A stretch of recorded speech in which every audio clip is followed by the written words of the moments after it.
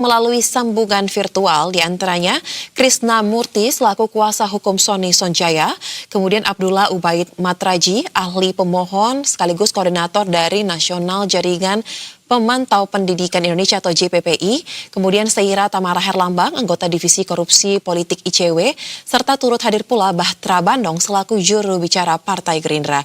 Halo, selamat sore Bapak Ibu, apa kabar? Sore Mbak, kabar baik. Baik, terima kasih telah meluangkan waktu bersama kami di Berita Satu Utama. Saya ingin langsung ke Bang Krisna terlebih dahulu mungkin sebelum bergeser kepada narasumber yang lain.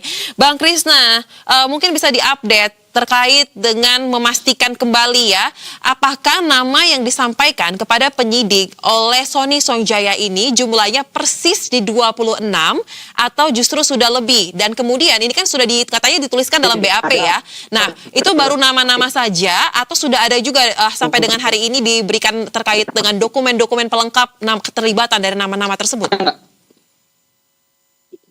Saya jelaskan bahwa kan saat ini tuh udah berkembang di dunia medsos, kan baik di macam-macam lah, kan bahwa ada yang bilang 32, ada yang bilang 21, ada yang bilang berapa lah, kan 28. Yang pasti kemarin nama-nama yang disebutkan oleh klien kami itu jumlahnya 26 orang.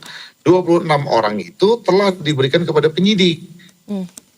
Ya, telah diberikan kepada penyidik. Nah, lalu kan kita jelaskan dulu nih, kenapa kita justice collaboration? Artinya bahwa kan ingin mengungkap peristiwa ini menjadi terang benderang.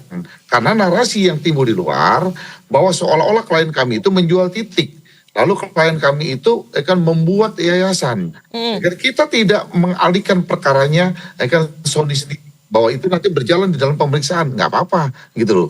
Cuman untuk mengungkap ini, kan ketika saya tanya, Bang, kenapa Bang? Oh, saya nggak mau kan bahwa ini semuanya dibebankan ke saya. Karena saya ini jalannya sesuai dengan perintah. Lalu kemudian ada nama-nama besar, ada tokoh-tokoh itu akan meminta titik dapur. Nah, yang menjadi persoalan ketika mereka minta titik dapur nggak masalah Mbak. Karena ini memprosesnya, mempercepat daripada keinginan programnya Pak Prabowo kan. Karena program unggulannya untuk membuat penerima manfaat SPPG itu sebanyak-banyaknya. Yang menjadi persoalan di sini adalah ketika titik-titik itu diberikan kepada nama-nama ini, misalkan 100 atau 200 atau 300, lalu mereka cuma bangun 20, sisanya 80 dijual. Nah, siapa sih yang terima uang ini? Nah, inilah yang jadi masalah. Lalu kemudian kan ada 3 nih yang harus kita ketahui dulu nih. Ketika rilis dari Kejaksaan Agung terhadap kasus ini, pertama adalah terkait menyangkut pengadaan.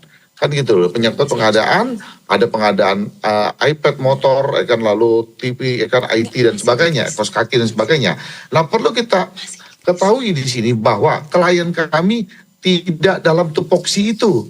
Tapi kan kemarin kita sampaikan kepada penyidik bahwa klien kami mengetahui terjadi bagaimana markup daripada proses pengadaan-pengadaan itu, dan dia siap juga untuk membuka kan walaupun dia bukan tupoksinya dan dia bukan PPK, dan dia tidak tahu tidak ada kewenangan di situ, tapi dia akan membantu penyidik untuk membuka bagaimana terjadinya markup proyek itu. Nah, tupoksi klien kami terkait menyangkut masalah titik. Nah, titik-titik inilah yang saat ini menjadi bermasalah. Karena kita dengarkan di luar ada yang ditransaksikan 250 juta, ada yang ditransaksikan 200 juta. Nah, itulah yang jadi permasalahan. Baik. Itu aja Mbak. Baik, jadi karena banyak narasi yang berbeda terkait dengan angka yang berbeda-beda Bang. Jadi sampai detik ini kita pastikan berdasarkan apa yang disampaikan oleh klien Anda, Sony Sonjaya 26 ya Bang ya, nama yang disampaikan. 26. Baik. Iya, 26. Baik, dan Anda juga menegaskan tadi bahwa klien Anda, Sony Sonjaya, tidak berhak untuk menentukan terkait dengan titik-titik SPPG. Seperti itu kan? Ya, artinya bukan, bahwa itu tupoksinya dia. Gitu loh, artinya tupoksinya dia. Ketika orang datang, kan nama-nama besar itu datang, mereka meminta titik itu, lalu mereka sudah membawa yayasannya, pasti di welcome kan oleh klien kami, dan kami kan klien kami berikan titik-titik itu. Tapi klien kami juga tidak menggeser. Misalkan di satu kecamatan ini ada 5 titik atau 6 titik yang sudah ada, lalu kan keinginan daripada orang yang minta itu harus dipaksakan, klien kami tidak mau merubah-merubah itu. Gitu loh, klien kami tidak mau merubah-merubah itu. Nah, setelah diberikan, lalu mereka kan bangun, kan ada grafiknya, ada batas waktunya berapa, misalkan 45 hari atau 90 hari, kan progresnya harus berjalan. Ya. Bisa kelihatan tuh dalam sistem klien kami, ya kan sudah berapa dapur yang dibangun. Nah, lalu berapa jumlah yang belum dibangun. Lah persoalannya adalah jumlah yang belum dibangun ini dialihkan kepada pihak-pihak lain, ditransaksikan kepada pihak lain. Lalu yang disebutlah terjadilah jual beli titik yang dianggap masa mereka jual semuanya ke Sony, mereka Baik. jual kan oh ini Sony. Nah itulah ya kan yang tidak diterima oleh klien kami, bahwa jangan ke saya dong, ya kan, bahwa Baik. mereka yang menerima masa ke saya. Itulah Baik, kenapa jadi itu ada kita kuasa lakukan yang lebih justice. besar di atas seorang Sony Sonjaya sebagai wakil kepala BGN yang bermain dalam kasus ini.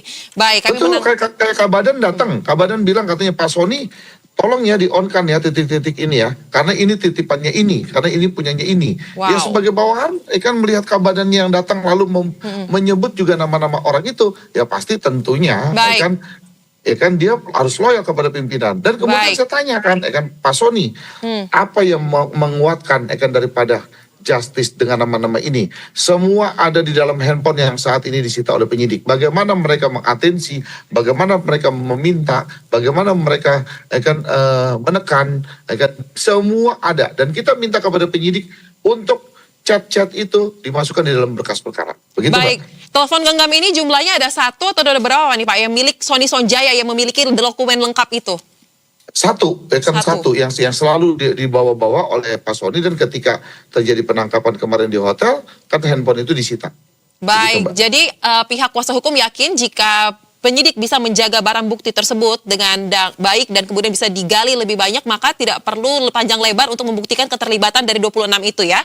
Baik, kita Yes. akan gali lagi masih terkait dengan hal ini pemirsa, tapi Bapak Ibu tahan sebentar, kita harus simak terlebih dahulu kumandang azan maghrib yang satu ini.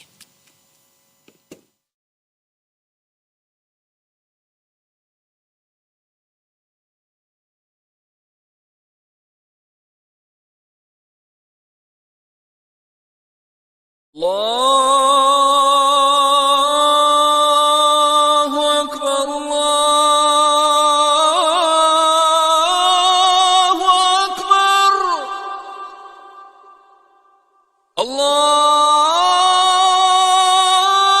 الله أكبر الله أكبر أشهد أن لا إله إلا الله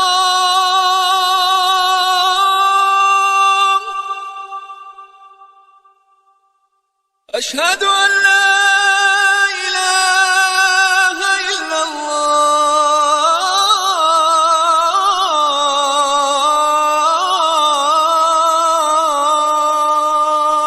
الله أشهد أن محمدا رسول الله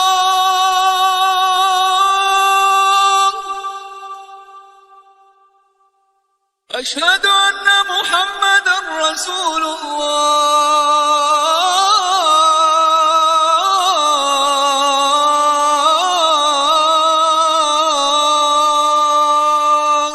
الله حي على الصلاة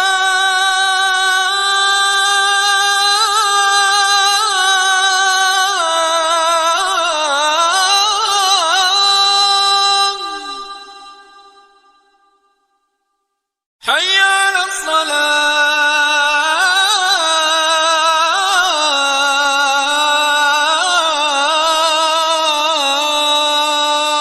الصلاة حي على الفلاح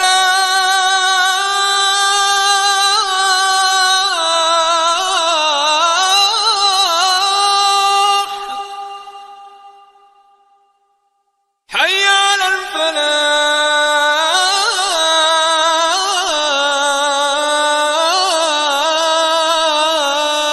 الفلاح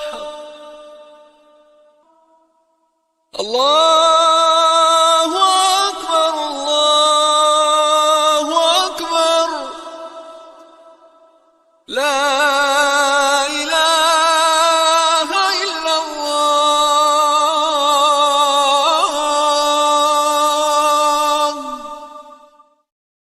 pemirsa, Anda kembali bersama kami di Berita Satu Utama. Tadi kita sudah mendapatkan gambaran yang sangat jelas disampaikan oleh Krisna selaku kuasa hukum dari Sony Sonjaya. Nah, sekarang saya akan bergeser kepada Mas Ubaid. Anda kan hadir sebagai ahli dan juga saksi pemohon di sidang Mahkamah Konstitusi. Waktu itu membahas terkait dengan uji materi ya Undang-Undang APBN 2026 dan menyampaikan secara tegas bahwa secara substansi MBG ini domainnya jaminan sosial dan kesehatan masyarakat dan bukan merupakan komponen intristik dari sistem pembelajaran nasional. Pertanyaannya Mas, sampai dengan di titik ini, 3 pimpinan BGN ditangkap jadi tersangka dan kemudian terbukti ada praktik-praktik curang dalam pengelolaan SPPG. Anda melihat kasus ini semakin memperkuat dalil bahwa program ini ditempatkan dalam kerangka kelembagaan dan penganggaran yang tidak tepat sejak desain awal kah atau ada pandangan lain?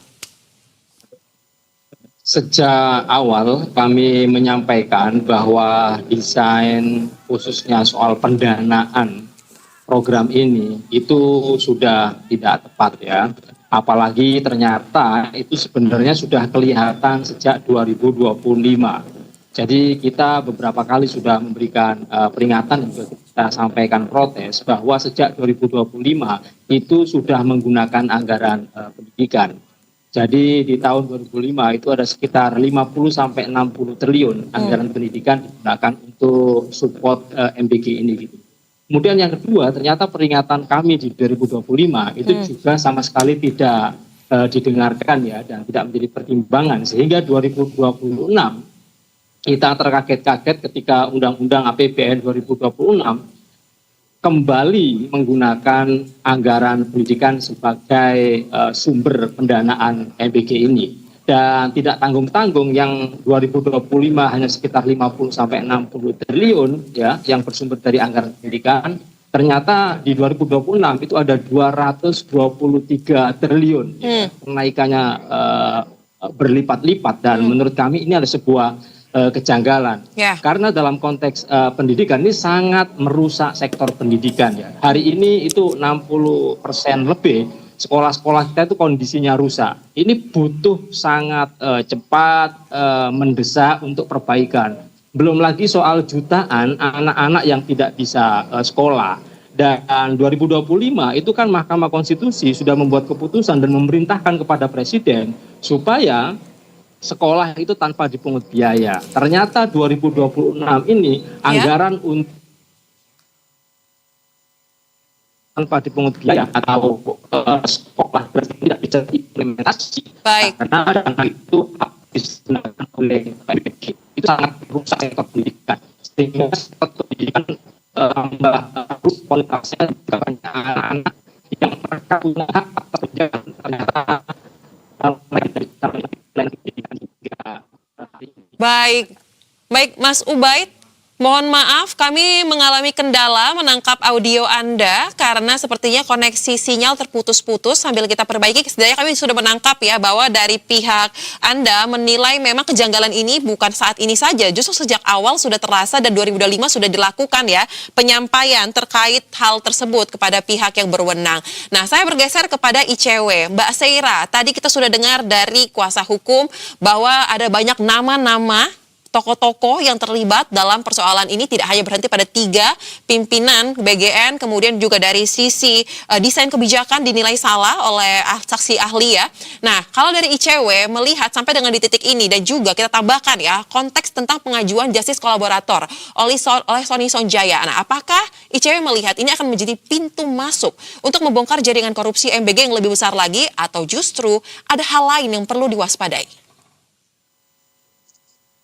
Baik, terima kasih Mbak Soza. Jadi berkaitan dengan pengajuan justice kolaborator yang diajukan oleh Pak Sony ini perlu ditinjau secara cermat begitu ya oleh aparat penegak hukum. Yang pertama, kami menghimbau agar jangan sampai proses pengajuan justice kolaborator ini hanya dijadikan sebagai salah satu upaya untuk bisa mendapatkan sanksi hukum yang lebih ringan. Kemudian, Kejagung juga sebagai aparat penegak hukum yang menangani kasus ini juga perlu mencermati bahwa salah satu syarat utama dari pemberian justice kolaborator adalah bahwa yang bersangkutan itu bukanlah pelaku utama. Jadi proses telaah dan tinjauan secara menyeluruh, komprehensif dan cermat perlu dilakukan untuk terlebih dahulu memastikan bahwa Sony bukanlah pelaku utama dalam kasus korupsi tata kelola BGN barulah kemudian diputuskan apakah permohonan justice kolaborator tersebut dapat diterima. Kemudian berkaitan dengan nama-nama yang juga sudah disampaikan, sudah dikumpulkan begitu ya, dan sudah diberikan dengan jumlah 26 begitu disampaikan kepada para penyidik, tentu terlepas dari kuantitas dan informasi yang sudah diberikan oleh Sony kepada para penyidik, tentu di sini harus melihat dalam proses tinjauan pengajuan justice kolaborator harus dilihat bagaimana signifikansi dari informasi tersebut dalam hal untuk membongkar atau dapat mengungkap kasusnya yang lebih besar. Jadi kalau misalkan dari proses telaah tersebut ternyata sekalipun ada banyak nama yang disampaikan tetapi tidak signifikan dalam mengungkap pelaku yang berada lebih di atas begitu ya hierarkinya, atau bahkan mengungkap kasus ini secara lebih luas dan utuh, maka ya patut dipertimbangkan kembali pemberian atau penetapan dari permohonan justice kolaborator tersebut. Jadi perlu ada proses telaah yang sangat cermat untuk dilakukan oleh Kejagung dalam meninjau permohonan ini begitu. Karena jangan sampai untuk melakukan pembongkaran kasus secara lebih besar, dan perlu kita garis bawahi juga bahwa setiap orang yang sudah berada dalam penyidikan ini memang bisa dan melakukan atau memberikan informasi tanpa harus dia menjadi justice. Baik. Nah, sayang sekali memang pada dialog kita kali ini tidak ada perwakilan, baik itu dari aparat penegak hukum ya, dalam hal ini penyidik, ataupun mungkin dari LPSK yang bisa bergabung untuk menjawab bagaimana syarat-syarat ataupun mereka akan melakukan penilaian terhadap permohonan tersebut. Tapi tidak mengapa, kita lanjutkan saja mengenai persoalan ini. Nah, sekarang saya ingin bergeser kepada Partai Gerindra. Ada Bang Batra. Bang Batra, kita tahu ya Presiden juga meminta agar kasus ini diusut dengan tuntas, dan Partai Gerindra juga mendukung Sony Sonjaya untuk menjadi justice kolaborator dalam membongkar pihak-pihak yang diduga terlibat. Nah, tapi Bang Batra, bagaimana Gerindra memastikan bahwa konsistensi dari komitmen politik terhadap prinsip no one above the law ini jika memang nantinya penyidik mengarah kepada pejabat aktif atau tokoh politik yang dekat dengan pemerintahan dari daftar 26 nama yang disempat dalam tanda kutip ya dinyanyikan oleh Sony? Iya, saya pikir Pak Presiden selalu menyampaikan ya dalam setiap kali Pak Presiden berpidato bahwa beliau ini ingin agar ada penegakan hukum yang tentu transparan di berbagai sektor ya, tanpa terkecuali, kemudian tanpa pandang bulu. Maka dari itu, karena sekarang prosesnya sudah berjalan di penegak hukum kita memberikan kepercayaan, kita memberikan keleluasaan agar penegak hukum kita yang sedang berproses ini silakan diungkap secara secara terang benderang, tentu dengan sesuai fakta-fakta, bahwa kemudian di sana terjadi proses-proses yang mesti dilakukan. Dan Pak Presiden juga terakhir kan pada saat pengarahan di Sentul, beliau menyampaikan bahwa bahkan menyebut ya bahwa Jaksa Agung jika butuh sesuatu atau penegak hukum yang lain, baik itu kepolisian maupun KPK ataupun misalnya BPKP yang memang ditugasi untuk kemudian mengaudit peristiwa-peristiwa yang sedang berlangsung akhir-akhir ini, Pak Presiden mempersilahkan itu. Artinya saya yakin betul bahwa Pak Presiden kita punya komitmen yang kuat agar bagaimana penegakan hukum kita terus lebih baik dari hari ke hari, dan itu saya pikir hampir di semua lini, hampir di semua sektor Pak Presiden memperlihatkan itu. Dan kalau kita lihat ya sepanjang sejarah bahwa dalam hal penegakan hukum mungkin Pak Presiden walaupun baru menjabat 1,5 tahun, tetapi kalau kita saksikan di berbagai banyaknya kasus-kasus atau dari ribuan kasus yang sudah tertangani yang kita saksikan sendiri, baik itu kejaksaan, kepolisian maupun KPK atau pihak-pihak yang lain, kan kita sering saksikan secara nyata ya. Misalnya kalau di sektor pertambangan kita sudah diperlihatkan, ataupun misalnya sektor-sektor lain, dan hari ini misalnya mungkin sedang terjadi di BGN ini, silakan saja diungkap secara terang benderang, dan kami percaya dan meyakini betul bahwa insya Allah penegak hukum juga akan bekerja secara profesional dalam menjalankan tugasnya masing-masing. Baik, nah kalau memang komitmennya ini sudah dinyatakan dan kita nantikan ya tidak hanya sebagai ungkapan saja tapi juga dalam konkret langkah nyatanya, kita akan masuk pula ke dalam sejauh apa progres dari keinginan untuk menjadi justice kolaborator. Tapi kita harus jeda terlebih dahulu. Bapak Ibu tetaplah bersama kami di Berita Satu Utama.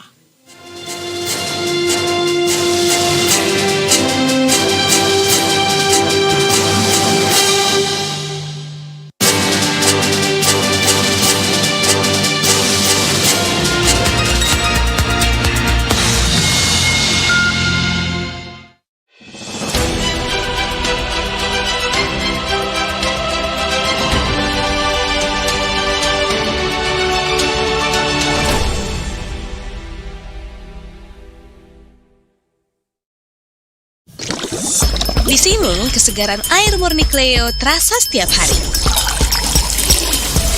Cleo diproses menggunakan teknologi nanofilter, menghasilkan air murni yang ringan dan segar rasanya. Aman dari bromat dan baik untuk kesehatan. Air murni Cleo sudah BPA free, jadi lebih aman dan sehat untuk keluarga. Cleo, murni airnya, segar rasanya.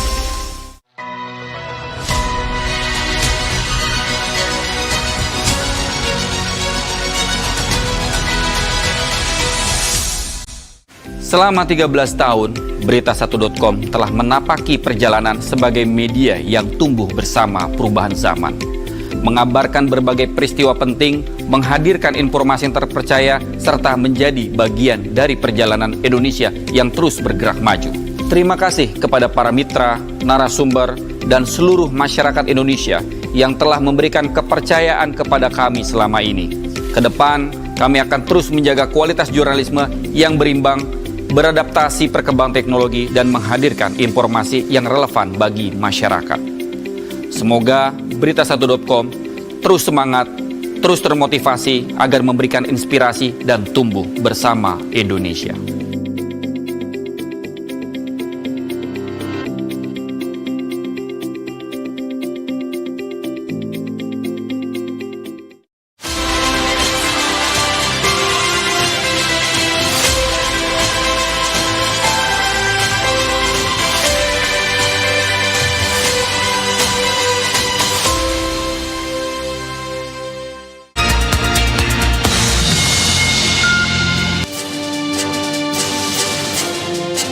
Pemirsa, Kejaksaan Agung menemukan bukti adanya markup anggaran pengadaan barang dan jasa hingga afiliasi Yayasan SPPG dengan insentif miliaran rupiah per hari yang diduga didalangi oleh tersangka, yakni mantan Kepala BGN atau Dadan Hindayana, serta dua mantan Wakil BGN, Sony Sonjaya dan Lodewijk Pusuk.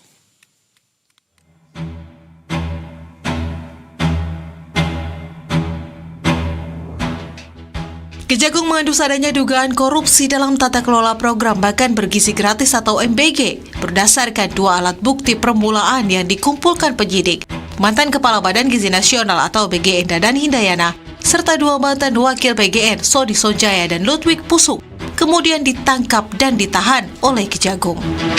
Penetapan tersangka ini terjadi tak lama usai tim penyidik Kejagung menggeledah kantor BGN di Jakarta. Dalam penyelidikan yang dilakukan, Kejagung mengungkap anggaran program MBG selama ini dikelola oleh yayasan yang terafiliasi dengan Dadan. Dugaan penyelewengan tersebut berangkat dari proses penunjukan yayasan mitra yang mengelola program MBG dengan anggaran 85,27 triliun rupiah pada 2025 dan 268 triliun rupiah pada 2026. Dadan bersama Sony Sonjaya dan Lodewijk Pusuk sengaja meloloskan sejumlah yayasan SPG yang terafiliasi dengan mereka maupun pihak internal BGN meski tidak memenuhi syarat. Yayasan itu turut menerima uang insentif hingga miliaran rupiah setiap harinya. Saat ini Kejagung masih menghitung aliran dana yang diterima oleh Dadan dari setiap SPPG yang menerima insentif tersebut. Yayasan-yayasan yang ditunjuk sebagai mitra SPPG merupakan yayasan yang dijadikan sarana untuk kejahatan dan terafiliasi dengan pejabat atau pegawai BGN yang tidak memenuhi syarat untuk menjadi mitra SPPG. Namun tetap ditunjuk dengan cara dilakukan pengaturan verifikasi pada portal mitra BGN dengan adanya atensi dari tersangka. Dan yayasan-yayasan tersebut mendapatkan insentif miliaran rupiah setiap hari, dan yayasan-yayasan tersebut terafiliasi diantara yang dimiliki oleh saudara DH, saudara SS, dan saudara LP. Tak hanya itu, Kejagung juga mengendus korupsi yang dilakukan Dadan dan para tersangka melalui pengadaan barang dan jasa. Pengadaan tersebut antara lain motor listrik sebanyak 21.801 unit dengan total pengadaan sekitar 1 triliun rupiah. Kemudian pengadaan 32.000 pasang sepatu yang tidak sesuai ketentuan. Kemudian pengadaan tablet sekitar 31.000. Dan terakhir, pengadaan televisi 75 inci sebanyak 5.400 unit. Kejagung masih terus mendalami nilai dan praktik markup yang dilakukan para tersangka. Melakukan intervensi kepada BPK, sehingga dalam penyusunan KAK, pengadaan barang dan jasa pada bagian tidak disusun sesuai kebutuhan real di lapangan dan adanya markup harga pengadaan, sehingga terjadi kerugian yang tidak mendukung operasional pelaksanaan MBG. Usai resmi mengenakan rompi pink Kejagung, ketiganya ditahan di Rutan Salemba Cabang Kejaksaan Agung selama 20 hari ke depan. Kejaksaan Agung menegaskan proses pencarian barang bukti dalam kasus ini masih terus dilakukan. Hingga kini, tim penyidik masih bergerak melakukan penggeledahan ke sejumlah lokasi, termasuk menyelidiki kemungkinan modus penyelewengan lain yang mungkin dilakukan tersangka. Salah satunya dugaan jual beli SPPG. Tim Liputan Berita 1.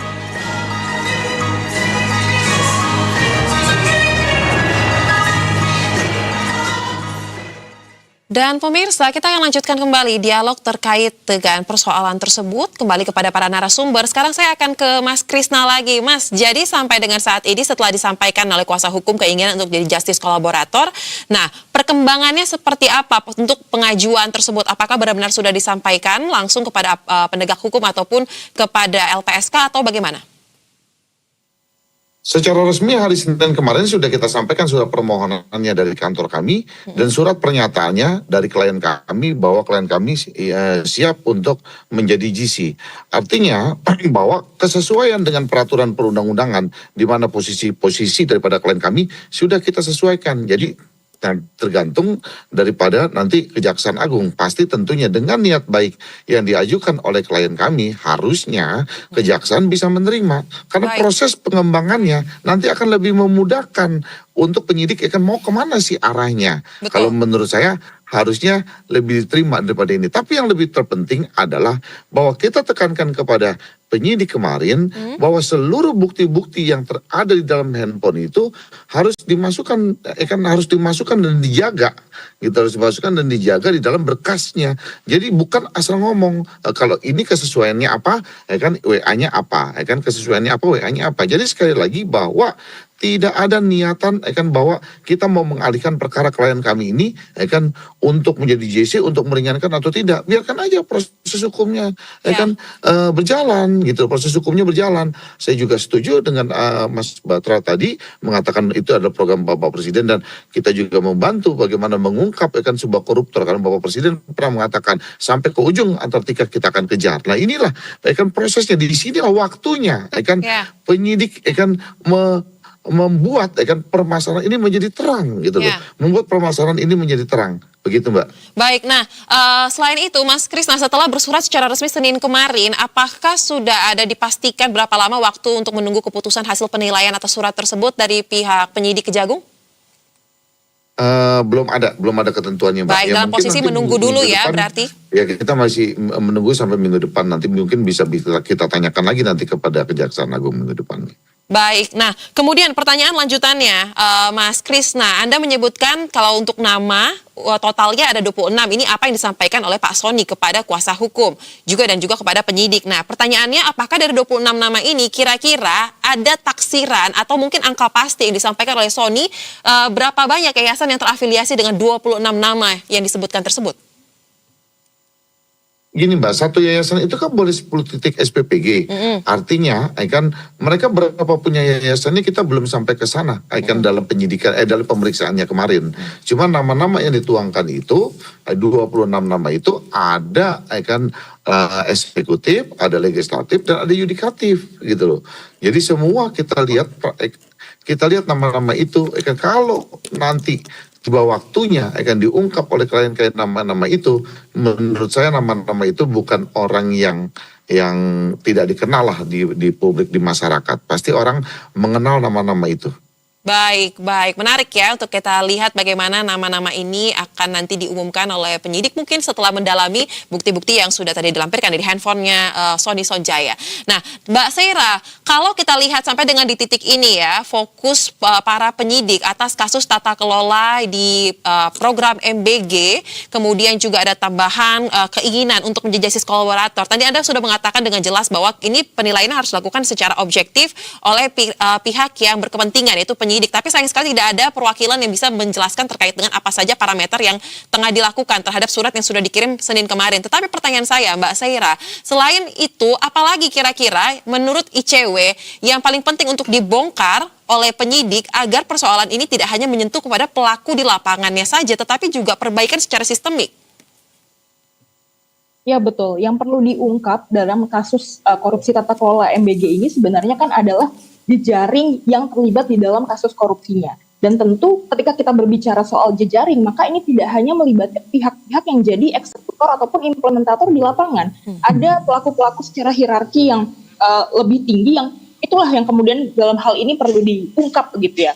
Sehingga itulah yang menjadi penting dalam proses telusuran yang dan pendalaman yang saat ini juga dilakukan oleh para tim penyidik begitu, agar bisa terungkap keseluruhan aktor-aktor yang terlibat, dalang utama, semua pihak yang terlibat, agar jangan sampai kemudian nama-nama yang terungkap tidak hanya terbatas pada eksekutor di lapangan, tapi juga bahkan belum menyentuh seluruh pihak yang terlibat. Kita bicara misalkan ketika tadi disampaikan ada kuantitas sejumlah 26 nama yang diserahkan, maka proses penelusurannya harus mendalam. Apakah ternyata misalkan ada lebih banyak daripada 26 nama tersebut yang sudah diserahkan? Disinilah kita mendorong bahwa upaya dari para penyidik begitu agar bisa dilakukan secara lebih komprehensif, agar kasusnya secara lebih luas pun juga bisa tersampaikan secara utuh kepada publik. Baik, nah dari Mas Ubaid, kalau dari sisi Anda, apalagi faktor yang paling penting untuk menjadi pertimbangan dan juga tidak boleh lewat dari teman-teman penyidik untuk dapat mengungkap kasus ini secara komprehensif seperti yang disampaikan oleh dari ICW tadi? Jadi menurut kami itu, ini kan dengan dana yang demikian besar, kemudian SPPG yang sudah tersebar di seluruh Indonesia, itu rasa-rasanya kalau cuma 3 orang, itu ada yang muskil ya, ada yang janggal ya. Karena itu perlu investigasi lebih mendalam, termasuk nama-nama yang sudah distorkan 26, bahkan juga nama-nama lain. Karena dari awal itu Pak Sony ini kan sudah membuat teka-teki publik ya, kenapa mengatakan kepada Bu Nani terima kasih atas hadiah. Ini juga kata yang menurut saya harus didalami, apa makna hadiah. Jangan-jangan ya perlu ada penelusuran kaitannya dengan petinggi-petinggi BGN yang lain, atau bahkan dengan orang-orang yang punya kuasa di luar BGN, tetapi dia sebagai penerima manfaat juga gitu ya. Jadi tidak bisa kemudian tadi pernyataan dari anggota DPR dari Gerindra, Presiden sangat mendukung upaya ini. Sebenarnya kenapa sampai terjadi tindak pidana korupsi? Ini karena ada sistem yang bolong ya kan, sangat tidak akuntabel, tata kelolanya sangat buruk. Nah, ketika sistemnya ini adalah sistem yang korup, maka akan melahirkan ya siapapun pemimpin BGN ini bisa terjerat kasus-kasus yang baru atau kasus-kasus lama yang diperlebar ya. Karena itu menjadi sangat penting bagaimana supaya sistemnya ini menjadi lebih baik, lebih transparan, lebih akuntabel gitu. Dan menurut saya yang membuat ini semua menjadi rancu dan dugaan kami itu akan melibatkan banyak SPPG, melibatkan banyak pimpinan BGN dan juga orang-orang di luar BGN sebagai penerima manfaat, adalah banyaknya apa yang disebut sebagai konflik kepentingan ya. Konflik kepentingan dalam pengelolaan MBG ini itu sangat kental sekali ya, sehingga ini harus ditutup, harus diperbaiki, karena konflik kepentingan ini adalah pintu gerbang yang bisa dijadikan celah orang-orang untuk melakukan evaluasi. Dan ini ada di sistem, ini ada di Perpres. Jadi Perpres sama sekali tidak ngomong soal konflik kepentingan, justru memperbolehkan orang-orang yang di BGN itu tidak hanya sebagai regulator yang membuat aturan, tapi dia juga sebagai operator. dia juga sebagai vendor, dia juga sebagai auditor, dan saya pikir peran-peran ini akan menjadi sangat buruk dalam konteks tata kelola pemerintahan yang baik gitu loh. Karena itu kemudian harus jelas siapa ini pengawasnya gitu kan. Jangan kemudian DPR berperan menjadi pengawas tapi dia juga pengelola, dia sebagai operator, dia sebagai vendor. Ini lagi-lagi adalah konflik kepentingan yang harus dilarang, yang harus diperbaiki sistemnya. Begitu pula bagaimana polisi akan menegakkan penegakan hukum padahal dia juga sebagai pengelola vendor, dia juga sebagai operator. Nah, menurut saya sistem tata kelola yang memperbolehkan adanya konflik kepentingan itu harus diubah, ya, harus diperbaiki sehingga celah korupsi, pintu masuk ini harus ditutup serapat-rapatnya gitu. Selama pintu masuk konflik kepentingan ini masih terbuka lebar, korban pasti akan jauh lebih banyak dan siapapun nanti yang akan memimpin BGN pasti akan bisa terlibat. Baik. Nah, boleh ditanggapi ini, Bang Batra sebagai salah satu jubir Gerindra dan juga kita tahu ini program yang menjadi prioritas dari Presiden Prabowo Subianto. Ada sistem ataupun kebijakan yang bolong atau yang buruk sehingga ini juga kasus ini syarat akan tadi ya disampaikan oleh Mas Ubaid ya, syarat akan konflik kepentingan. Nah, bagaimana Gerindra nih melihat kasus ini dan juga agar permasalahan ini tidak hanya perbaikannya evaluasi di tataran puncak pimpinannya saja yang diganti, tetapi secara sistemik yang bolong-bolong itu tuh Mas, sama juga syarat kepentingan ini tidak menjadi halangan ketika pengungkapan.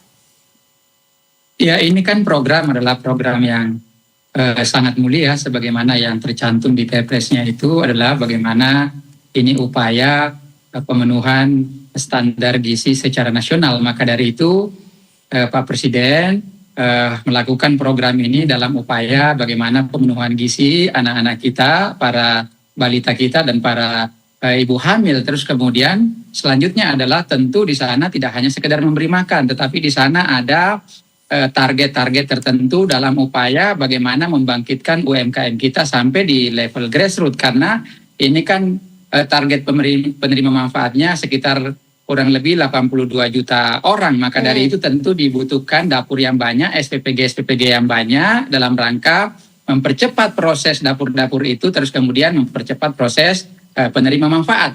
Maka dari itu tentu Pak Presiden ingin menyampaikan bahwa yang harus dibenahi adalah tata kelolanya, perbaikannya, anggarannya secara transparan, pengelolaan anggarannya, karena ini kan menggunakan anggaran tentu tidak sedikit. Karena kenapa? Memang penerima manfaatnya juga sangat banyak, berkisar antara kurang lebih 82 juta orang. Nah, inilah terus yang harus dibenahi ke depan dalam rangka bagaimana agar program makan bergizi gratis ini terus berlanjut sebagaimana arahan Presiden, bahwa di sana ada tata kelola yang masih belum maksimal. Nah, iya, itu harus diperbaiki. Di sana misalnya ada soal pemborosan anggaran, nah itu yang harus diperbaiki. Di sana masih ada misalnya yang kurang tepatnya sasaran misalnya penerima manfaat, nah itu yang harus diperbaiki. Di sana masih ada misalnya para SPPG atau dapur-dapur yang tidak memenuhi standar yang selama ini dikeluhkan banyak pihak, nah itu yang harus diperbaiki. Dan pemerintah kan tidak tinggal diam.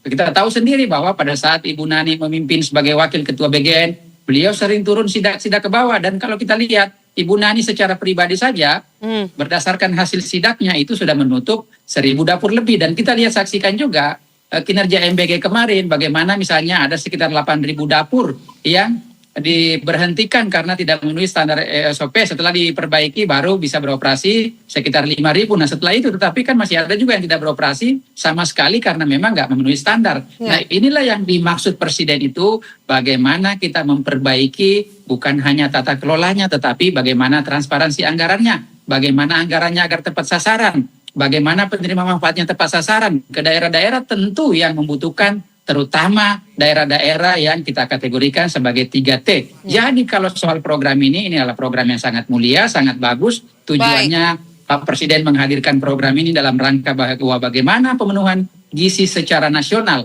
Bahwa di tengah jalan ada ya pengelolaan secara mungkin kita anggap bahwa menyimpang, ada pengelolaan secara tidak jujur. Nah inilah yang harus diperbaiki sesuai dengan arah Presiden Prabowo Subianto. Ya. Baik, itu yang kita harapkan ya dengan kasus ini terbongkar dan ada perbaikan, walaupun itu baru kita lihat di dalam tataran penggantian pimpinan ya, karena hasil dari evaluasi itu belum terlihat ya dari pelaksanaan program MBG setelah penangkapan dilakukan. Nah, saya ingin ke Bang Krisna sekarang.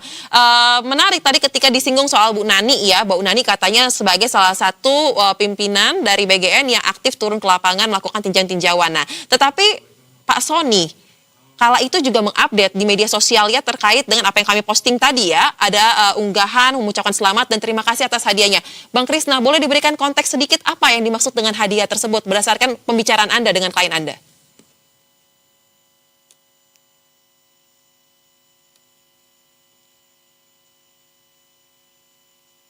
Bang Krisna, apakah masih bersama dengan kami?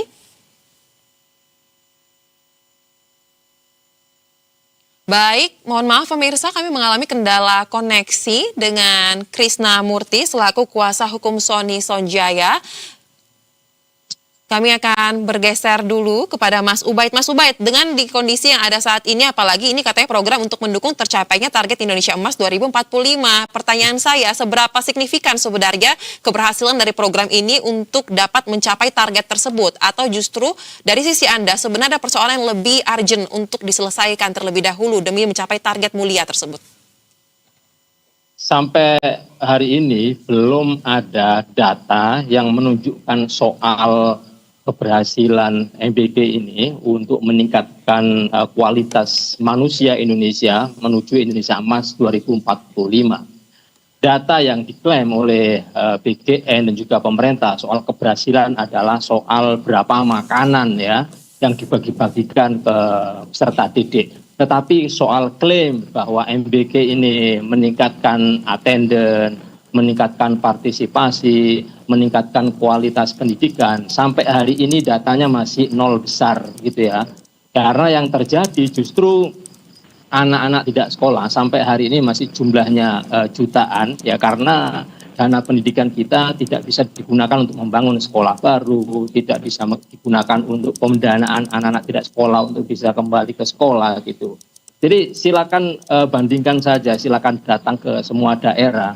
Semua SPPG itu sangat-sangat mewah, berdiri sangat mewah, ada motornya, ada mobilnya di depannya. Tetapi di sebelahnya Anda akan melihat bagaimana sekolah-sekolah itu atapnya bolong, temboknya mau roboh, gedungnya reot dan itu bersebelahan dengan SPPG. Jadi bagaimana bisa hak pendidikan yang mestinya itu untuk perbaikan layanan pendidikan tapi malah digunakan untuk program makan-makan gitu.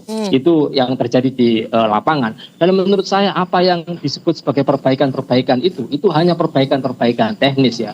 Apa yang dilakukan oleh Bu Nani untuk datang ke SPPG lalu marah-marah lalu nutup-nutup itu adalah perbuatan yang hanya sebatas pemadam kebakaran ya. Saya pikir itu bukan tugas pimpinan BGN. Pimpinan BGN bukan pemadam kebakaran. Pimpinan BGN adalah membuat sistem bagaimana kebakaran itu tidak terjadi.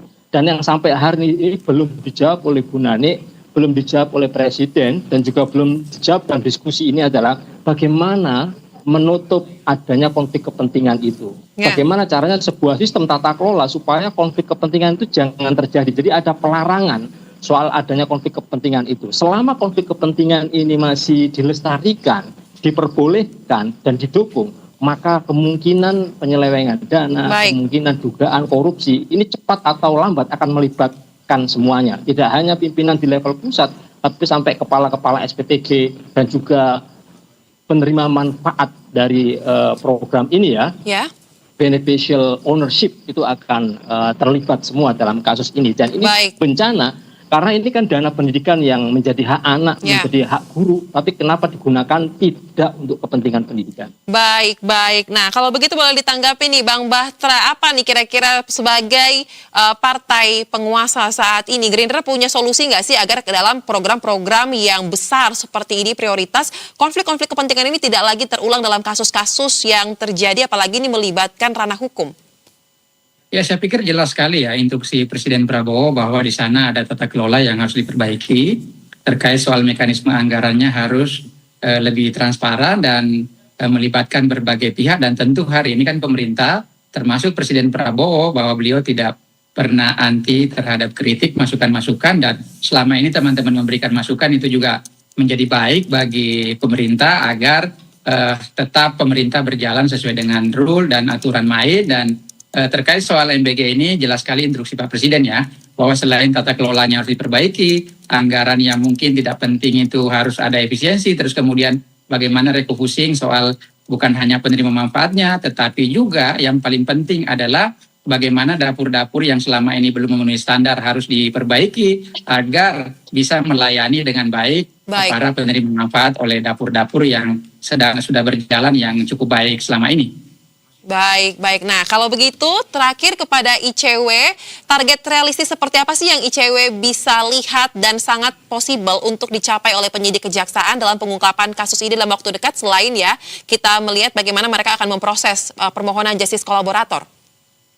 Ya, jadi di luar dalam hal pemrosesan atau penelaahan permohonan dari justice kolaborator tersebut berkaitan dengan kasus di mana ada ditemukan sejumlah yayasan yang punya afiliasi dengan petinggi BGN, maka ini sebenarnya dalam hal ini sangat didukung, sangat ditopang di mana keterbatasan informasi dan juga akuntabilitas dari keseluruhan informasi mitra pelaksana MBG berupa yayasan dan juga SPPG itu sejak awal selalu tertutup.